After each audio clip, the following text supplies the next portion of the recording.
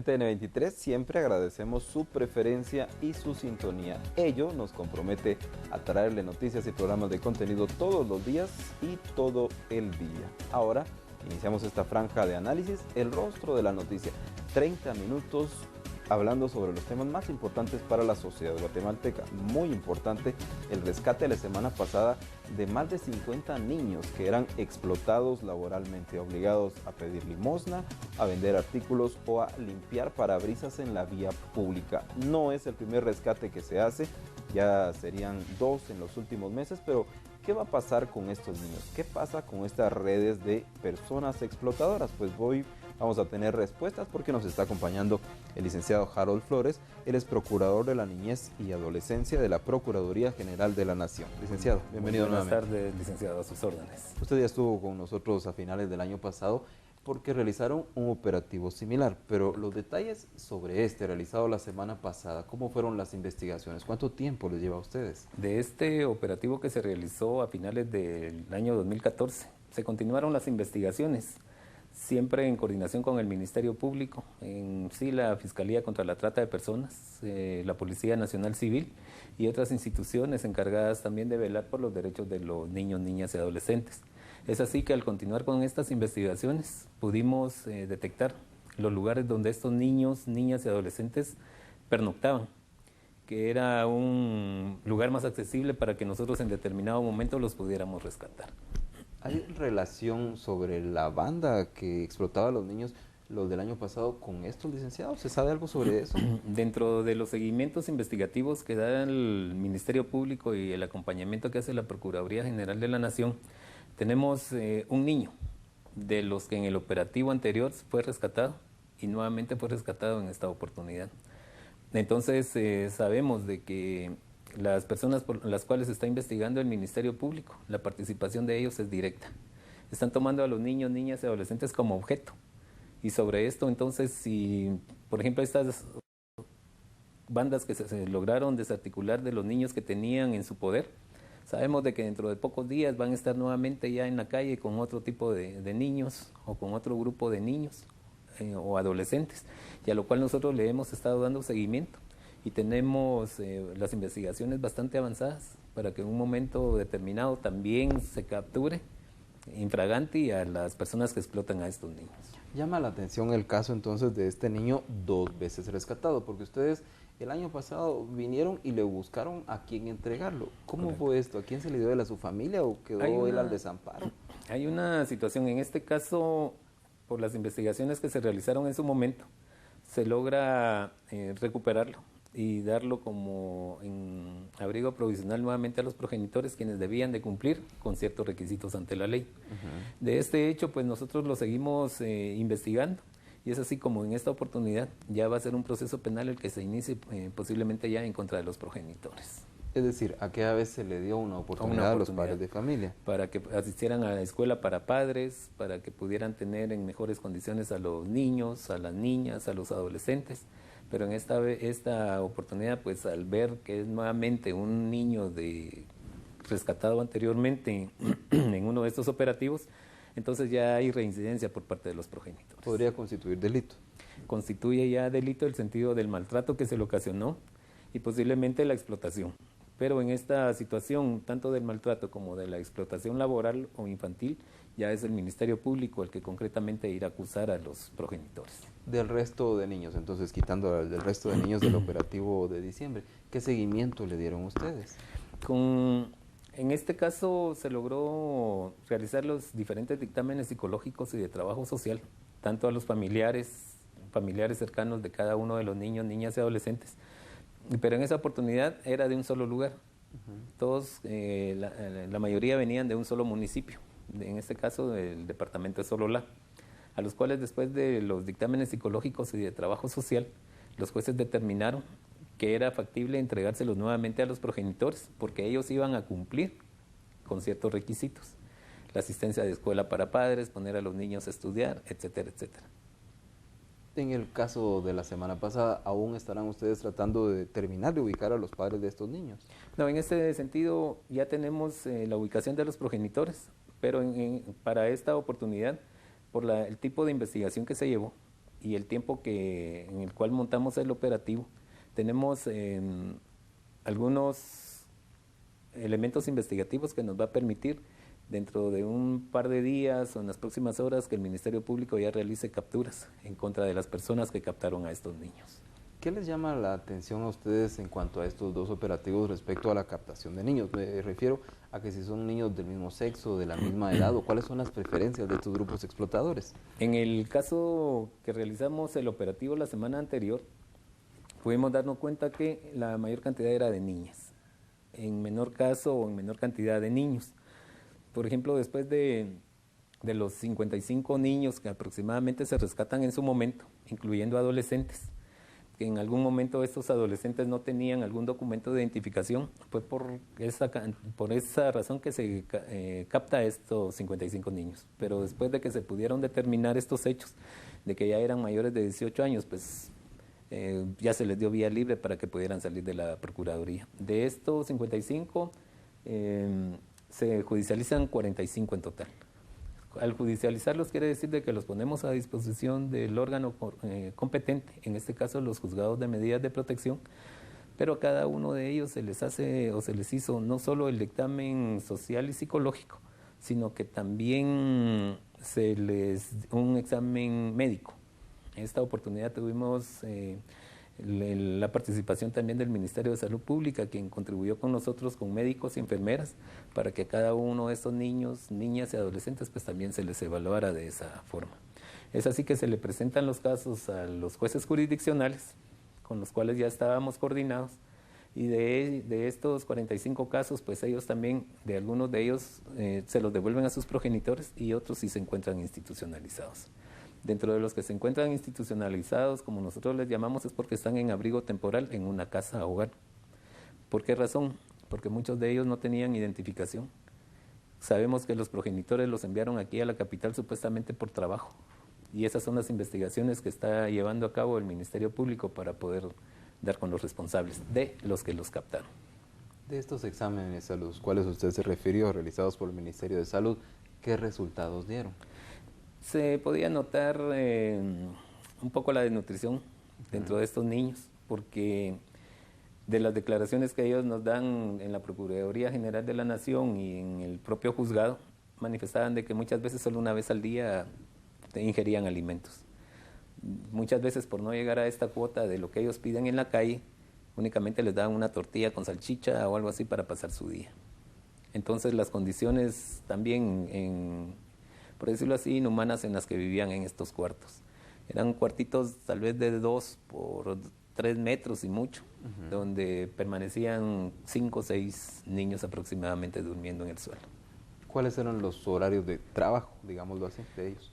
Este operativo es especial en el sentido de la investigación que se había realizado, porque nosotros desde la 1 de la mañana aproximadamente ya nos habíamos constituido en el lugar juntamente con el Ministerio Público y las fuerzas de seguridad, porque ya teníamos conocimiento de que a estos niños desde las 3 de la mañana aproximadamente los transportan del lugar donde pernoctan a los diferentes puntos de la ciudad capital, para que ellos empiecen ya sea a pedir limosna, a limpiar parabrisas, o aquellos niños que les llamamos niños robot, de los que los pintan, y es así como las jornadas de trabajo a estos niños pues se les hasta quintuplica, por decirlo así.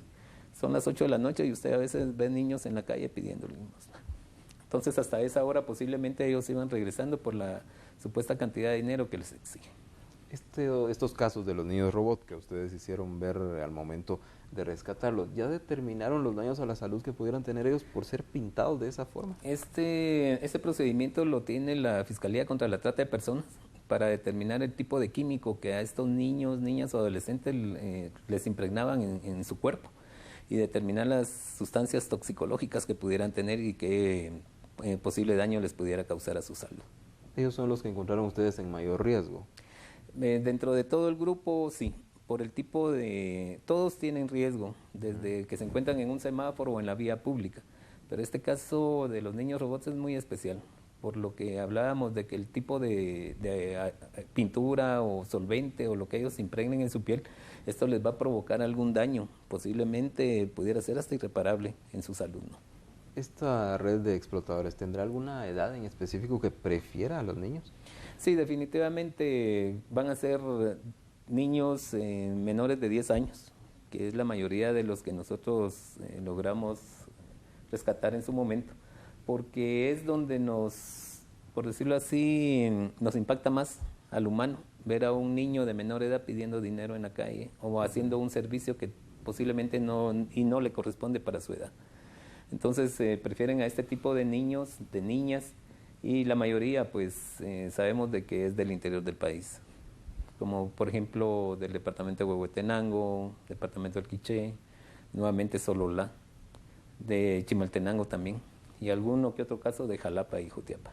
Esta es una clara explotación laboral, pero puede prestarse en algún momento para que pase otro nivel y se vaya a explotación sexual, porque también hay niñas en eso. Definitivamente, pero dentro de esto de la explotación sexual, ya es el Ministerio Público y las declaraciones que cada uno de estos niños, niñas y adolescentes dio en su momento, de las cuales se continúan con las investigaciones y poder determinar quiénes son los responsables de esto.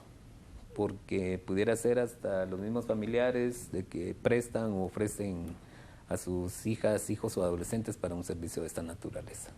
Gracias, licenciado Flores. En este momento vamos a ir a la pausa, pero vamos a volver de inmediato hablando entonces sobre esta explotación laboral infantil, estos niños que vemos todos los días bajo los semáforos. Volvemos.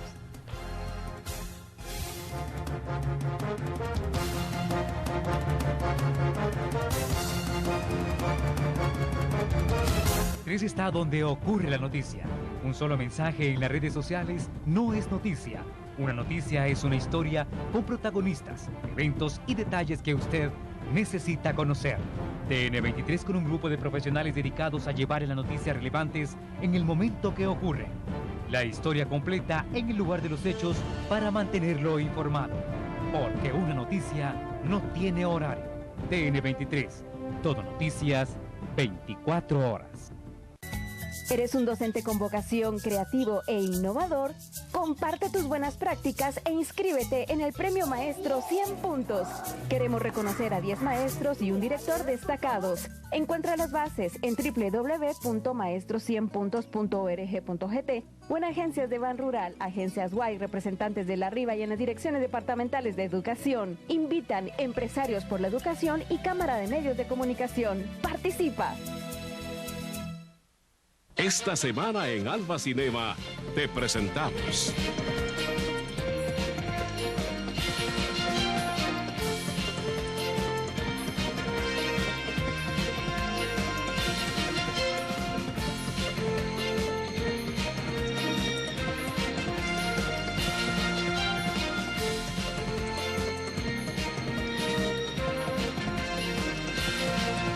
Alba Cinema, donde se vive la diferencia.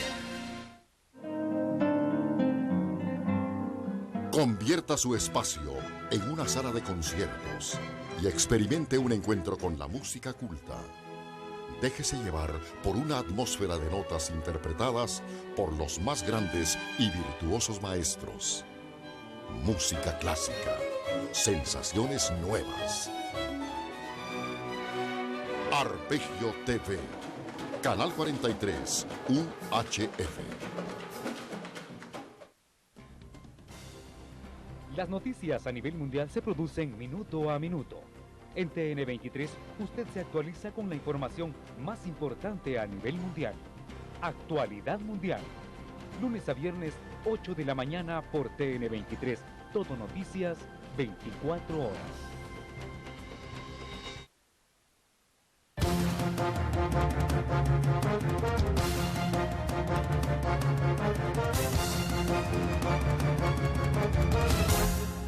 Continuamos en TN23 y en el rostro de la noticia en este análisis sobre la situación de la niñez víctima de explotación laboral, con los ejemplos recientes de operativos llevados a cabo por la Procuraduría General de la Nación en el rescate de muchos de estos niños explotados bajo los semáforos, los que nos piden dinero, los que nos limpian los parabrisas de los carros. Pues sobre estos niños estamos hablando hoy con el licenciado Harold Flores, quien es procurador de la niñez y adolescencia.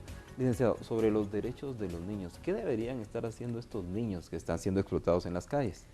Por lo menos a las edades que estos niños fueron rescatados, ellos deberían de estar estudiando, teniendo la oportunidad de estar en su grupo o en su núcleo familiar, recibiendo principios, valores, los cuales les van a fomentar un mejor futuro cuando ellos sean adultos y no como en las condiciones que se encuentran actualmente. Deja mucho que desear la forma en que los ponen a trabajar, todos los derechos que les vulneran a estos niños, porque dentro de los que nosotros rescatamos hay algunos que ni siquiera están registrados o tienen su certificación de nacimiento en RENAP, de lo cual la Procuraduría de la Niñez se va a encargar de tenerlos, de tramitarlos y de darles nuevamente su identidad como derecho que tienen estos niñas, niños y adolescentes. Recordémonos de que dentro de los derechos que les vulneran no solo está la identidad, la salud, la alimentación, la seguridad, su derecho sexual a su intimidad, porque de estos niños en las condiciones que ellos viven, de ese hacinamiento que tienen dentro de estos hogares o dentro de estos cuartos donde fueron rescatados, se le están vulnerando cualquier tipo de derechos. Nosotros como Procuraduría General de la Nación, ese mismo día que fueron rescatados, no solo se les hizo la evaluación médica, sino que también se les brindaron alimentos. Muchos de estos niños, como yo le manifestaba anteriormente, posiblemente una vez al día comían. En esta ocasión, pues, tuvieron la oportunidad del momento que estuvieron en Procuraduría General de la Nación, de sus 2 tiempos de comida, mientras eran trasladados o atendidos también en los juzgados correspondientes.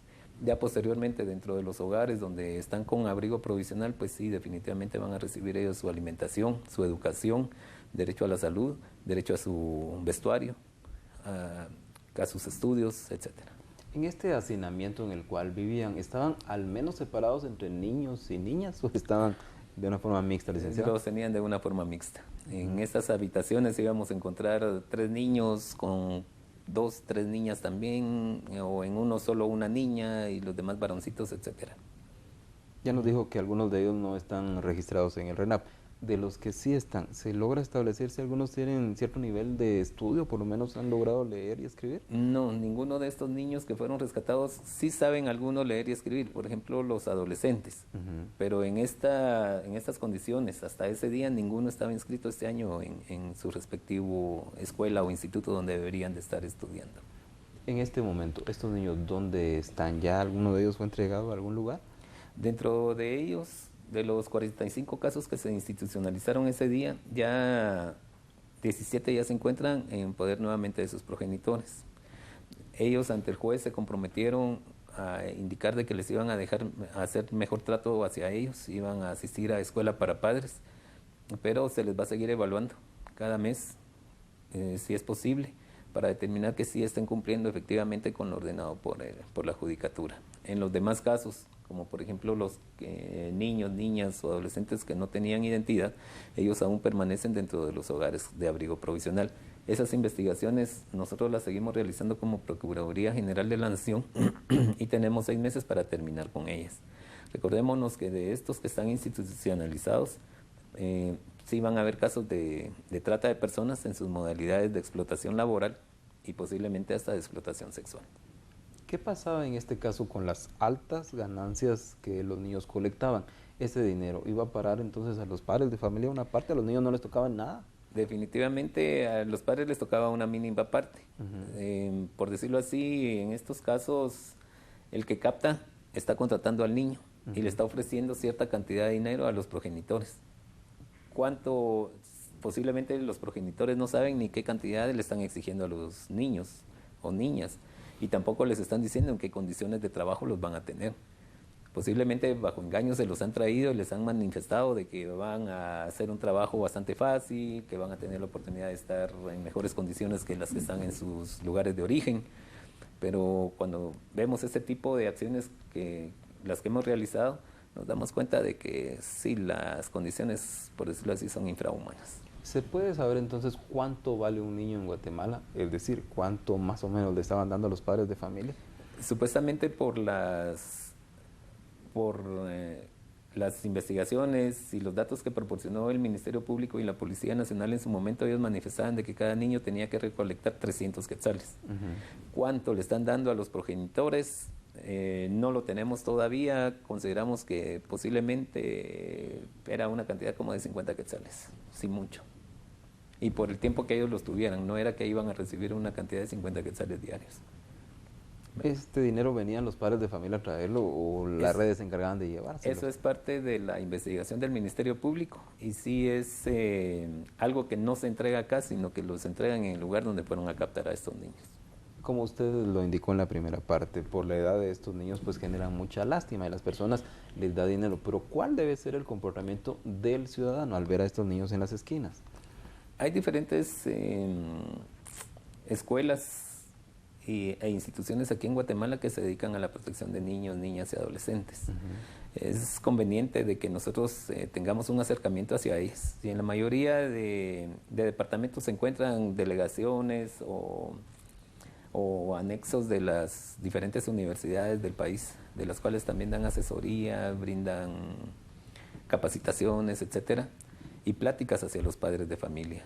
Las escuelas de psicología de las diferentes universidades colaboran mucho con nosotros y es donde empieza la educación hacia la familia, cómo deben protegerse, cómo deben de mantenerse unidos, cómo no perder esa comunicación que hay entre padres e hijos, porque muchos de ellos, y los adolescentes los manifestaban, no tenían comunicación con los progenitores.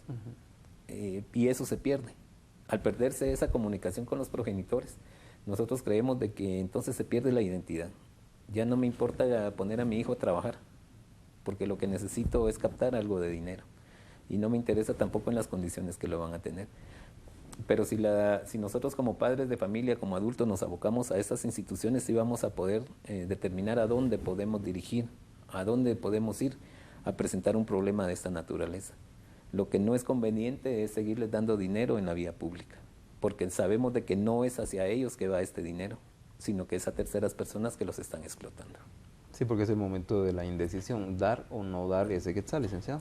Es por la lástima que nos dan.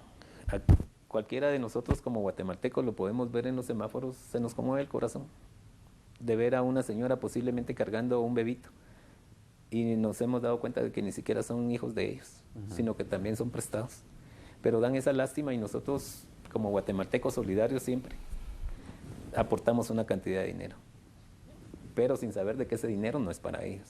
Si fuera para ellos fuera diferente, pero por eso les mencionaba, abocarnos a las diferentes instituciones que sí se proyectan a este tipo de problemas, porque ellos sí van a poderle dar un mejor uso a ese capital. ¿Cuántas redes creen que podrían haber o cuántos niños en general podría haber en, digamos, en la circunscripción de la ciudad capital y municipios vecinos? Es un dato que hasta la fecha no lo tenemos, pero que, como le mencionaba en el primer segmento, seguimos las investigaciones conjuntamente con estas instituciones, MP, Policía Nacional Civil y otras relacionadas al tema de niñez. Y en los próximos días y en los próximos meses ustedes verán de que vamos a continuar con este tipo de operativos. Cuando vemos, como usted ya lo menciona, mujeres adultas con niños y niñas pidiendo en la calle, ¿serán parte de esta red de la desarticulada la semana pasada o son de otro tipo? Son de otro tipo. Créame que para llegar a estos 3 puntos donde estaban estos niños, niñas y adolescentes, costó. Te tuvo que dar seguimiento y yo les mencionaba esto de que desde las 3, 3:30 de la mañana los sacaban, porque salían a caminar, se iban por algunos de los que se les dio el seguimiento y la investigación correspondiente, salían a caminar hacia la línea férrea y en el transcurso del día ustedes los podían ver aquí en la calzada de Atanasio Tzul, como por la 35, 36 calle. A las 6, 7 de la noche ya ellos regresaban nuevamente a pie y ya se dirigían al lugar donde pernoctaban. Entonces, no era de que todos los días se fueran en ese rumbo. Otros días los tenían, por ejemplo, en la zona 9, o en la zona 7, o en la zona 4. Entonces los van cambiando de lugar. Muchas veces un niño, niña o adolescente permanece en un punto unos 3, 4 días. De ahí los rotan y los cambian. Entonces ese seguimiento es el que nosotros iniciamos en ese operativo. Para los otros operativos que se piensan realizar son otro tipo de investigaciones también. ¿Qué cambios notan ustedes durante las siguientes horas de que son rescatados estos niños? Es decir, cuando ya ustedes los tienen en su poder y bajo su abrigo. La diferencia con ellos es hasta el hecho de por lo menos tener acceso a la alimentación. acceso a la salud, en el sentido de que pueden ser chequeados. Muchos de los niños presentaban algunos ya golpes viejitos o anteriores por maltrato, que nunca habían sido chequeados tal vez clínicamente, y no se les había proporcionado su alimentación, no habían tenido acceso a poderse cambiar de ropa. Y ese tipo de situaciones por las cuales se les aportó en este momento una seguridad y una protección mejor coordinada. Entonces se pudo ver la felicidad que tenían estos niños, de que nadie los iba a estar regañando por lo que iban a estar haciendo. Muchos de ellos todavía manifestaron de que el temor que tenían era que al día siguiente tenían que ir a trabajar porque ese día no lo hicieron. Entonces son condiciones por las cuales el equipo de psicólogas de la Procuraduría General de la Nación les dio la atención y el seguimiento a estos casos, y se les sigue dando ese apoyo psicológico para que estos niños traten o vayan olvidando un poco esta situación en la que estuvieron. No es que lo vayan a olvidar completamente, pero el tratamiento psicológico les va a permitir llevarlo de una mejor manera. ¿Es un fenómeno por el momento de la gran ciudad o ustedes ya han visto que se extiende a otros departamentos? Está focalizado también en otros departamentos, de los cuales no solo es la ciudad capital.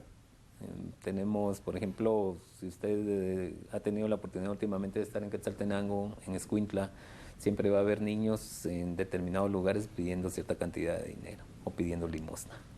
Gracias. Tenemos un minuto para concluir sus consideraciones finales por un lado y por el otro al ciudadano. ¿Cuándo denunciar? ¿Dónde denunciar? Nosotros contamos con delegaciones en todos los departamentos de la República de Guatemala como Procuraduría General de la Niñez. Y no solo en la Procuraduría General de la Niñez se pueden presentar las denuncias, también en el Ministerio Público a nivel nacional, en la Policía Nacional Civil. Y nosotros funcionamos las 24 horas del día, los 365 días del año. Nosotros tenemos como objetivo captar, tomar, recibir cualquier denuncia que nos presente, siempre que un niño, niña o adolescente le estén vulnerando sus derechos. Nosotros vamos a constatar esa denuncia si es verídica o no. Lo que nos interesa es de que la población guatemalteca siga creyendo en las instituciones del Estado, siga viendo el trabajo que estamos desarrollando como Procuraduría General de la Nación y siga confiando en nosotros. Nosotros vamos a llegar a ese niño, niña, adolescente que lo necesita y lo vamos a proteger. Solicitándole a la población de guatemalteca, como lo mencionamos anteriormente, que ya no le demos dinero a estos niños en la calle, que busquemos mejor las instituciones que se proyectan hacia la niñez guatemalteca, para que estos niños, niñas y adolescentes tengan un mejor futuro y por ende estemos mejor los guatemaltecos. Licenciado Flores. Licenciado, muchas gracias. A usted muchas gracias por venir a informarnos sobre este segundo operativo. Ya lo había hecho con el primero a finales del año pasado, pues ahora tenemos más detalles sobre estos niños que encontramos todos los días bajo los semáforos de nuestras ciudades y ahora sabemos también qué está pasando con ellos y qué hacer ante estas situaciones. Como siempre, agradezco su preferencia, lo invito a quedarse en TN23. Aquí vienen noticias y vienen programas que también van a interesarle mucho.